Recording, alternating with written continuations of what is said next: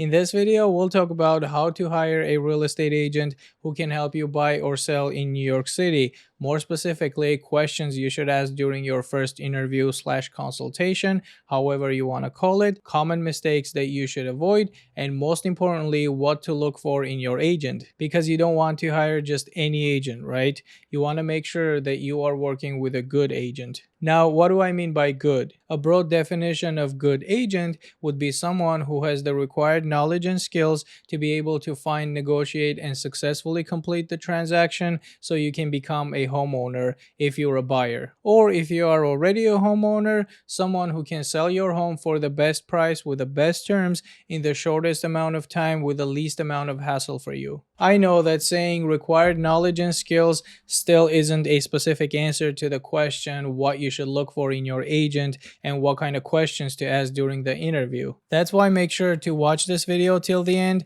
because we're going to get into all the details, and at the end of this video you'll have a clear understanding of the interview process, questions to ask, and what are the things that you should be careful of. So basically, how to successfully complete the first challenging task of your home buying or selling process, which is hiring the right agent. If you have doubts whether you should hire a real estate agent or maybe it's better to do this yourself, watch this video where I talk about the process of buying, your experience, and things you need to know if you decide to do this on your own versus work with an agent. Now, if this is the first time you're watching my channel, my name is Sargis. I'm a licensed real estate agent based here in New York City, and this channel is all about New York City real estate when it comes to buying, selling, and renting. To make sure we all are on the same page, I wanted to clarify that this video is not a sales pitch trying to convince you to hire me. You're welcome to hire any agent you would like. I heard there are more than 50,000 licensed real estate agents in New York City metro area. I don't know how accurate is this number,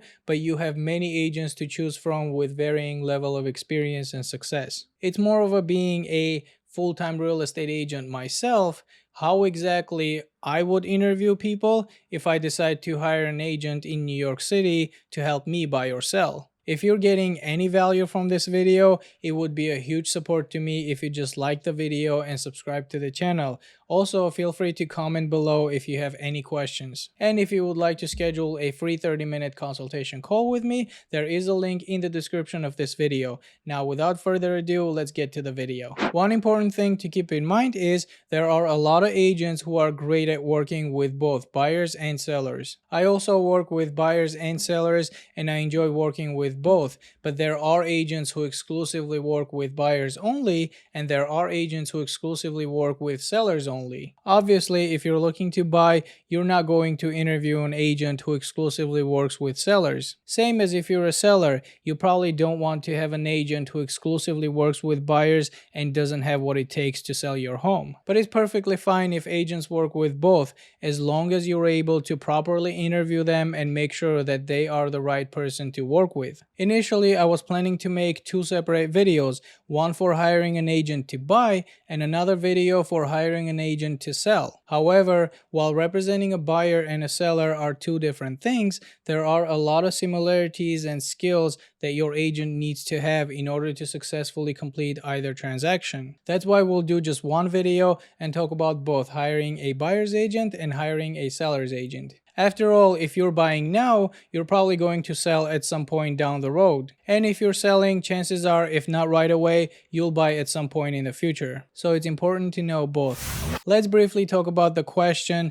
should you hire a friend or any extended family member, including grandparents, aunts, uncles, or cousins, to help you buy or sell your home? Some people will say absolutely no, some people will say definitely yes, and there are many different opinions in between. My thoughts on this are, there is nothing wrong with having your relative or friend real estate agent help you buy or sell. But I also think when it comes to this question, you need to make sure first, they have what it takes to get the job done, which includes their experience, skills, and knowledge, which we're going to talk about soon. And second, besides their qualifications as an agent, you need to be aware of the risks you're taking when working with a friend or an extended family member agent. Think about what kind of personality they have. If you're trying to buy buy, would you be okay with them looking at your finances, how much money you make, what kind of savings, investments you have, etc.? If you're selling, are they going to dedicate enough time and effort to get the job done?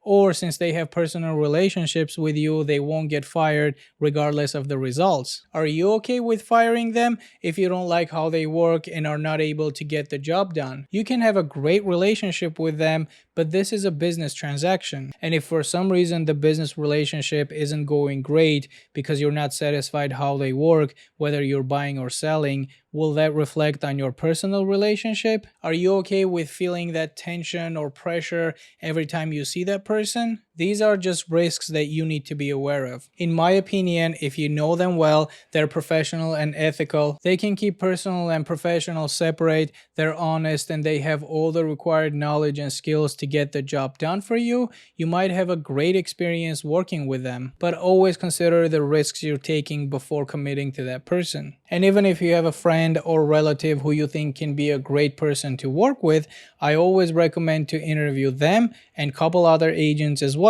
That way you'll make sure you're working with the right person. Speaking of interviewing agents, one of the biggest mistakes that mostly buyers are making is when they start their buying journey with the first agent they meet without even knowing that agent's qualifications. This can happen if, let's say, you met an agent at a random open house or at a friend's birthday party, or you put your information in real estate search website and someone responded to your inquiry. There is nothing wrong with finding an agent that way, and they might be a great person to work with, but commit to that person only after you've done your initial interview with them to make sure they have what it takes to get the job done. Sellers are usually more careful who they work with, but still, as a seller, if you don't know what exactly to look for, you might end up hiring the wrong agent. I always recommend to speak at least 2 or 3 agents. Most of the time, this is enough for you to find the right agent who you can work with. You certainly don't need to interview 200 agents, but if for some reason you don't find the right person who you can work with after speaking to 2 or 3 agents, feel free to keep looking. Okay, so let's break down what the interview process will look like. When you start the interview, try to divide the whole process in 3 different sections. I also encourage you to take some notes while speaking to the agent. First, whether you're a buyer or seller, you need someone who you like and trust. In other words, the first section will be the agent's character. Things that go into this section are more personal. This is important because whether you are buying or selling, you are going to spend a lot of time communicating with your agent. The process can take anywhere between 30 to 45 days depending on what type of home you're looking to buy and the terms of your transaction, or what type of home you're trying to sell, all the way up to 120 days or even more. There can be days when you're stressed, when you're not sure about a certain part of the process, or when you have too much data to analyze and you just feel like you can't really make a decision. You need to be comfortable talking to your agent and expressing your concerns. So personality is very important. When you're talking to them, you need to feel a positive vibe. Pay attention the way they speak. Do you feel that enthusiasm? Do they have a genuine interest in helping you? Besides the technical skills and dealing with paperwork, which we'll get into that soon, a big portion of the work requires an ability to communicate and interact with people. Try to see what kind of person you're talking to. Questions you can ask here are things like why you're in real estate, what did you do before, do you like this job, what's the best part of your job? There is not really any right or wrong answer to these types of questions. Some people get into this business when they're 18, fresh out of high school, and for others, this can be their second or third career choice after trying multiple other things. Look for a positive and genuine vibe. Would you prefer to work with someone who loves what they do and is passionate about it, or with someone who doesn't really care and just wants to close the deal to get paid? Even if they don't like this job, or this is just for them to make a little bit money on the side, they're probably not going to tell you, I don't like this job, I don't care about helping others,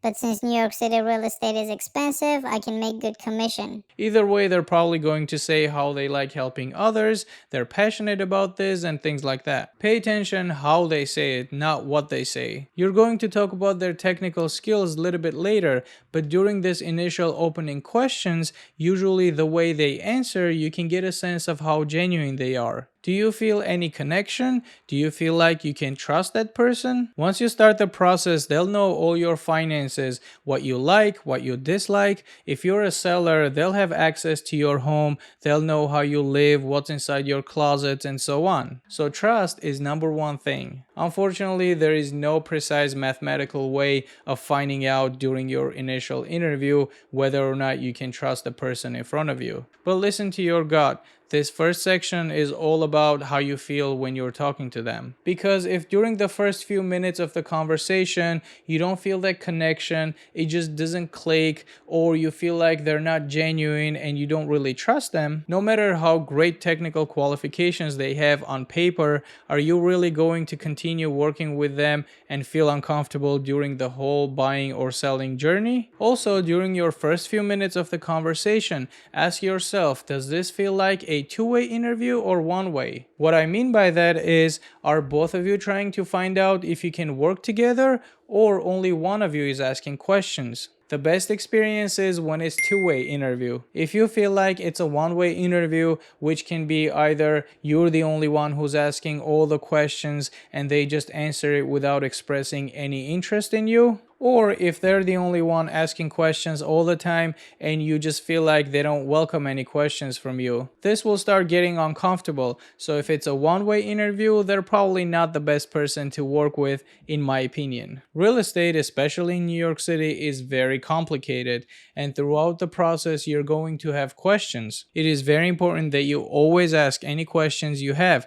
Don't sign anything or agree to something without fully understanding it. That's why you need to work with someone who you're comfortable asking any questions you have throughout the journey, even after closing. Ask yourself, would you be comfortable calling that agent after closing if you have any questions or are facing any unexpected situation? And again, if the answer is no or not really, that's probably not the best person to start your journey with. Also, pay attention to see if they have listening skills, which you might think is like the easiest skill a person can have, just be quiet and listen. But you'll be surprised to know that so many people in general, and especially in this industry, have poor listening skills. And I think you agree with me that if someone is trying to help you, first they need to be able to listen to you to understand what you're looking for. So to summarize here, from your first few minutes of interaction, you should be able to get a sense of their personality and character, and this is very important starting point. But the mistakes some buyers and sellers are making,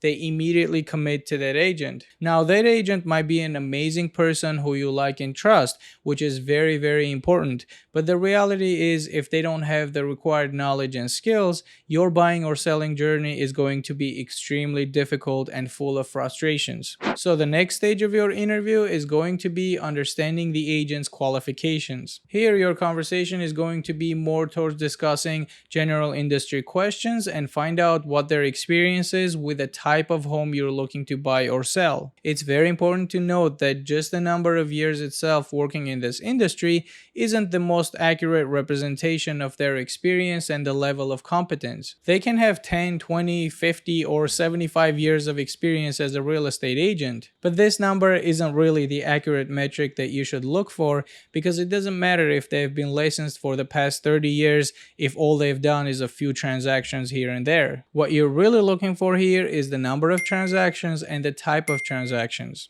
This job is heavily based on a real-world experience. The more transactions they've done, the more situations they've encountered, and the chances are high that they'll know how to handle the bumps on the road. Type of transaction also matters, not just the number of transactions. Because let's say you're looking to buy a co-op apartment in Manhattan, which are very complicated, and a lot of things that go into buying a co-op apartment you won't experience with any other type of property. So if you're buying an apartment in Manhattan, do you really want to go through a complicated transaction with an agent who has been helping people to buy houses in Queens or Long Island or somewhere else? They might have closed a lot of transactions and they might be great at selling houses or helping buyers find the right house, but are they great at helping you buy a co-op apartment in Manhattan? If you don't know what a co-op is, I already made multiple videos explaining different aspects of co-op buildings, so feel free to check them out. All of them are in the description below. The bottom line is, when trying to figure out the qualifications of your agent,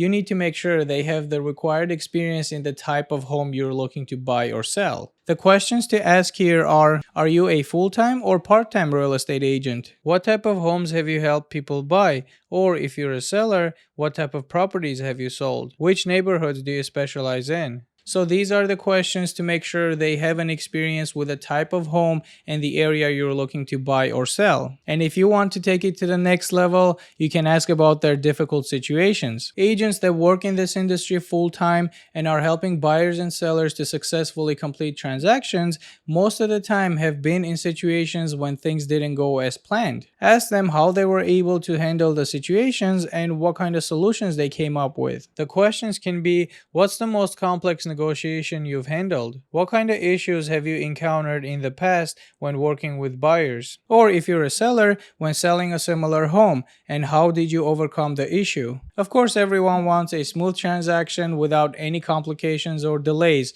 but I'm sorry to tell you that's not always the case. You want to make sure that your agent is ready to handle the unexpected situations. Everyone is great when things are going smoothly, but you want someone who can handle all the bumps on the road. This can be negotiation issues, low appraisals, financing issues, incomplete or incorrect board packages for condos or co-ops, communication issues with managements or other professionals, or board approval issues if it's a co-op. The stories doesn't have to be crazy full of adventures, but just see if they can tell you any difficult situation they've been through and how they handled it. Next set of questions in this section that are specific to buyers are, what methods do you use to determine the price and the terms of my offer? What are your negotiation tactics? These are very important skills that your agent needs to have. The buyer's agent's job is not just to come with you to an open house and get paid. Again, watch this video to see what exactly buyer's agents do for their clients and things that are very important for you to know if you ever decide to buy without an agent. If you're a seller,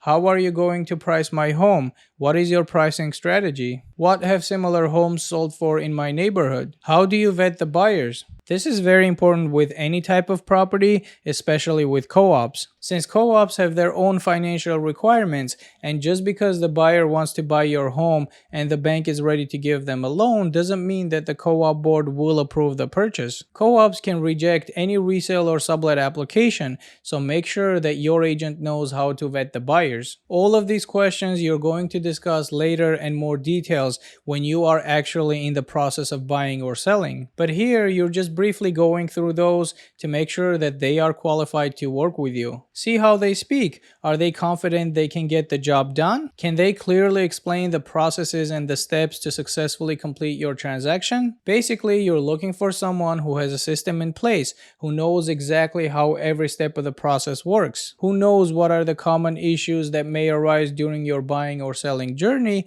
and how to handle those issues. You can also ask them, what are the things that I need to prepare to start the process? If you're a buyer, there are some important steps before you start looking at homes. The same is for sellers. There are a lot of important things to take care of before putting the apartment on the market. Again, see if they can provide a solid plan and exact steps. When you interview 3 agents, you'll be able to tell which one sounds more professional and has the required experience and knowledge to get the job done.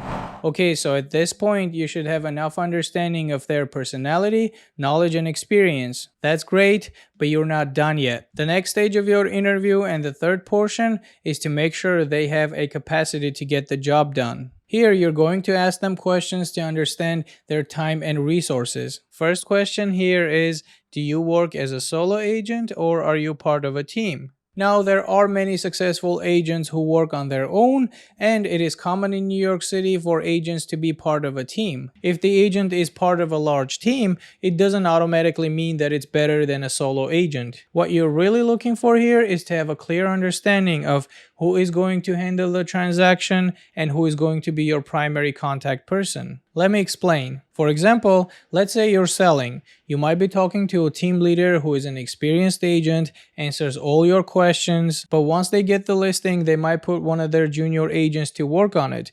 Organize the photography, handle the showings, and everything else. There is nothing wrong with that if that agent is as competent as the team leader and operates with a full supervision of the team leader who you're interviewing interviewing. You don't want to be stuck with an agent who doesn't know how to handle certain situations, isn't as responsive as you would like them to be, and the team leader is just too busy doing other stuff. Same thing if you're a buyer. They might put you with another agent who will take you out to see apartments, and again, nothing wrong with that if the agent is trained properly, has all the required knowledge, and full supervision of the team leader who you are interviewing. There isn't one single answer whether it's better to have a solo agent or a team. Both can have potential risks and downsides. Your goal is to have a clear understanding who you're going to work with and what to expect. Team can be great if, let's say, your agent is away or sick or just busy with other stuff. There's always someone who can show your property to potential buyers. Same as when you're a buyer. If your agent is just busy during a specific days and hours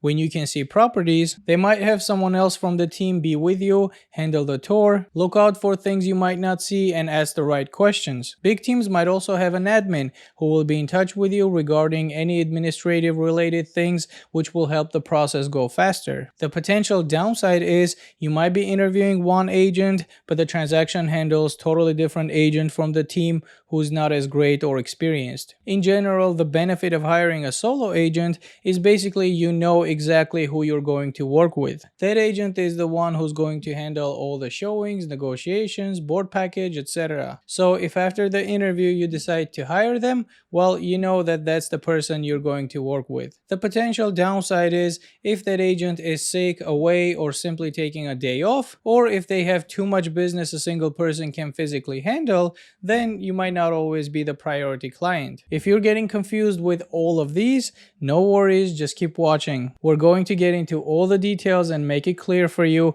what kind of questions to ask and what kind of answers to expect. So asking the question, do you work as a solo agent or are you part of a team? The three most common answers you're going to get are: number one, yes, I work as a solo agent. In this case, you know exactly who is going to be your contact person and who will handle the transaction. If you have followed this system and you went through all three parts of the interview process, you should have a clear understanding of that agent's character, qualifications, and capacity to be able to make a decision. The second type of response can be, yes, I have a team and I'm the team leader. Here, whether you're a buyer or seller, your follow-up question should be, are you going to handle the transaction yourself? Am I going to communicate directly with you or someone else from the team? If the answer is someone else, again, nothing wrong with it, but ask about that person's qualifications and experience as an agent and how much the team leader will be involved. Depending on how well they train their agents and what kind of experience that agent has,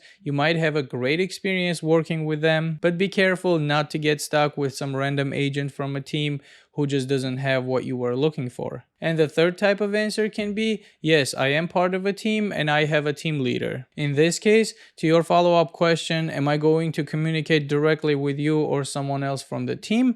Most of the time, since they're the ones who came to an interview with you, they'll handle everything. And you can always ask, are any of your team members or your team leader going to help you? For the most part, the answer will probably be yes, since that's the whole point of working in a team, which can be great because you're interviewing the agent who you will be working with, but at the same time, someone else can cover them if needed. So to summarize here, whether you're a buyer or seller, have a clear understanding who you're interviewing and who will handle the transaction. If they can clearly explain the situation and you're comfortable with their answers, now you can get into more details to understand a little bit more about their capacity. One of the most important advantages of working with a pro agent is you're able to use your agent's connections and relationship with other professionals who will be involved in your transaction. Ask them if they can recommend an attorney, contractor. If you're a buyer, do they know any mortgage broker or loan officer or home inspector? You don't have to use them if you know other professionals, but see what kind of connections your agent has,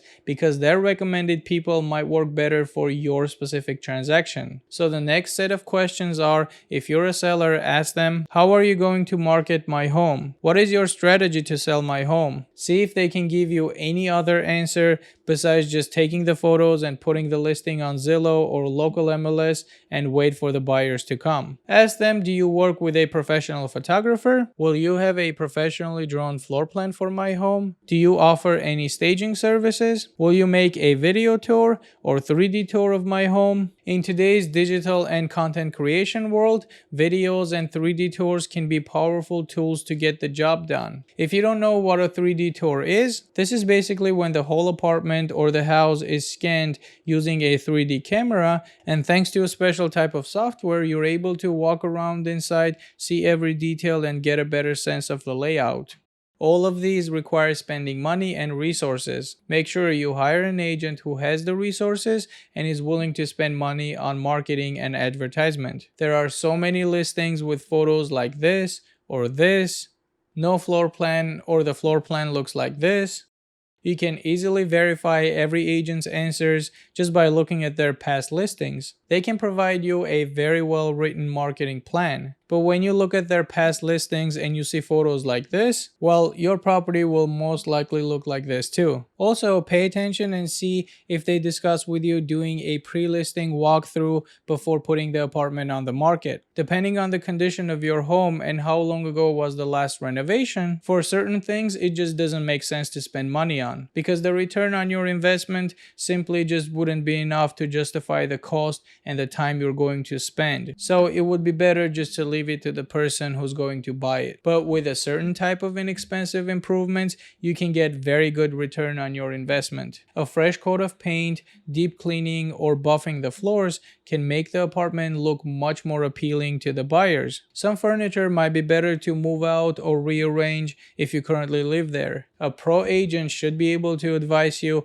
what improvements must be done and what exactly needs to be moved out or rearranged to show the apartment the best way possible in order to get the highest price possible. You don't even have to ask this question whether or not they're planning to do a pre-listing walkthrough. When you ask them how are you going to market my home and what is your strategy, you want to pay close attention and make sure they cover the pre-listing walkthrough. It's a different question whether you'll decide to do it or not, but make sure the agent covers the pre-listing walkthrough process when explaining their marketing strategy. Just by paying attention to the way they talk and looking at their past listings, you should have a good understanding of their professionalism and the level of capacity. You can also ask about their backup plans. What are you going to do if my home sits on the market and doesn't sell? So in case your property sits on the market without any action, see if they have anything else in their arsenal of sales tools besides just simply suggesting the most obvious, which is price reduction. This is basically a follow-up to the question we asked earlier,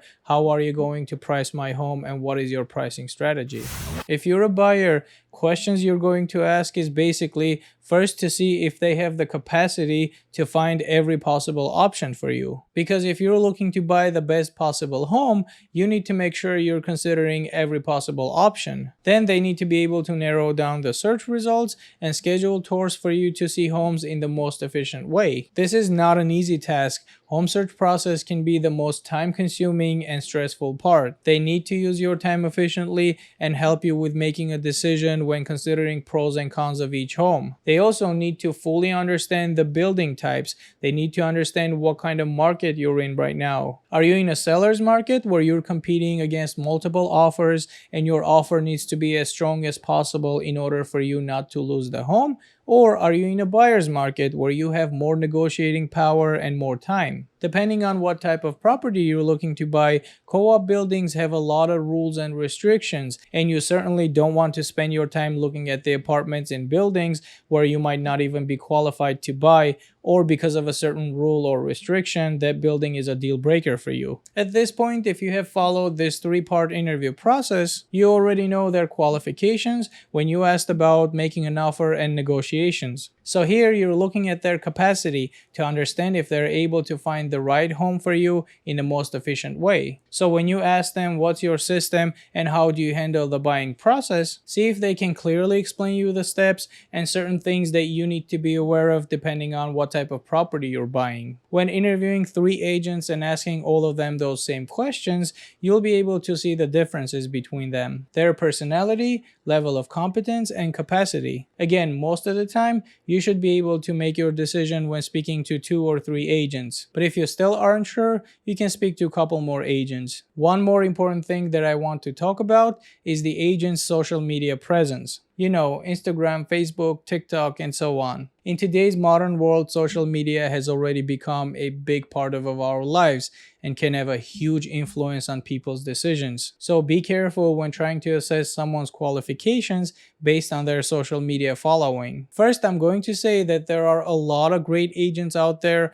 who don't have any TikTok or Instagram audience. The ones that do, their social media can help you make your decision which agent you want to work with, only if you know what to look for. To better explain what I mean, let's break down the social media part a little bit further. So from what I see, the content people are making in their social media can be divided into two main categories. It's either educational or entertainment, or a little bit of both. So if you remember the first part of your interview, you're trying to understand the agent's personality, and the second part, the agent's qualifications. Depending on what type of content they're making, their social media can help you support either your thoughts about their personality or their knowledge, but make sure you're analyzing this correctly. If they have 10, 20, or 100K followers and their content is just pure entertainment, funny lip syncing or dancing short videos are what's trending now. There is nothing wrong with making that kind of content, and I personally follow some agents who are making funny lip syncing and dancing videos. But that doesn't really tell you anything about their qualifications as an agent. It is funny and entertaining content,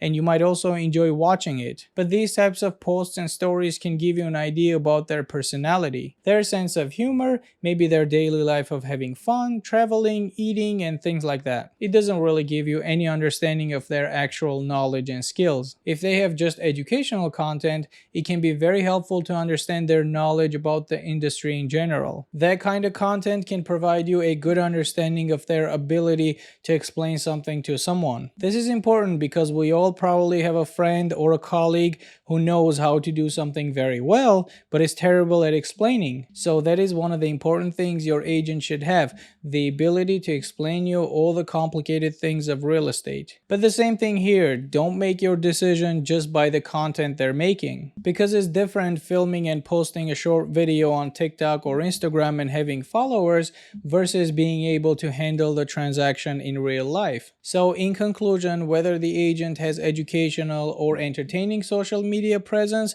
or doesn't have any of those, this shouldn't be your main decision-making factor which agent to work with. It's still important to do in-person interview and ask them questions we've talked about in this video. Use their social media presence and the type of content you see there only to support your decision based on in-person interview. Before we finish the video, let's talk about a few things that I think is important for you to follow. Number one is be upfront with all the agents you're interviewing. Let them know that you're going to meet with a few other agents and you'll notify them who you decided to work with. People do appreciate honesty. Don't pretend to be a buyer ready to buy now or seller who needs to sell right now. Have them prepare reports and data to show you, then ghost them. If you want to see market data or reports for certain areas, be honest with what you're looking for, explain your situation, and see if they're willing to help you. If you're not ready to buy or sell right now, but you will at some point in the future, it is perfectly fine to tell them, this is my situation, I think I will be ready to buy or sell 6 months from now or 1 year from now or whenever you think you'll be ready, and ask them if they're okay with scheduling a consultation call or maybe meet them in person to familiarize yourself with the process. Speaking of consultation, there is a link in the description of this video where you can schedule your free one-on-one consultation call with me if you're looking to buy, sell, or rent here in New York City, or if you just have questions regarding New York City real estate. Hopefully this video was helpful. If you got any value, like and subscribe, and comment below if you have any questions. You can check out the video you see on your screen, which apparently YouTube thinks is the best for you to watch next. Thanks for watching. Until next time.